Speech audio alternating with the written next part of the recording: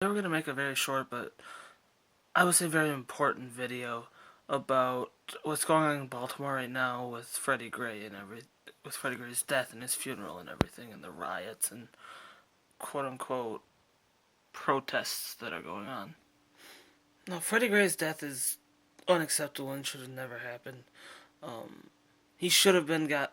He should have been taken to the hospital a lot sooner than what he was. He was taken to the hospital an hour and a half after his arrest.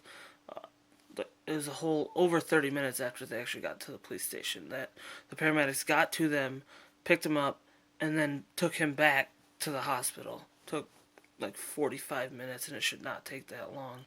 However, do you know what else is unacceptable? Riots. On the day of the guy's funeral. The family asked for peaceful protest, and people go and riot in the streets, smashing cars, breaking into buildings, stores, stealing stuff, things that had nothing to do with this poor man's death. I'm going to show a short clip that Larry Wilmore said at the end of his nightly show that sums this up perfectly. But I'm going to preface that by saying there's a huge difference between riots and protests. About the riots and looting going on in Baltimore today. There's a lot of anger and a lot of frustration in the community over what seems to be a rash of police killing unarmed black men.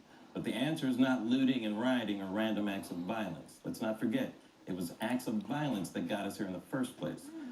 The events are still unfolding, so I can't get too specific, but there's one thing I know for certain when it comes to Freddie Gray. This is not the way to honor this young man's life, especially on the day of his funeral. Good night, everyone. Guys, better than I could have said it.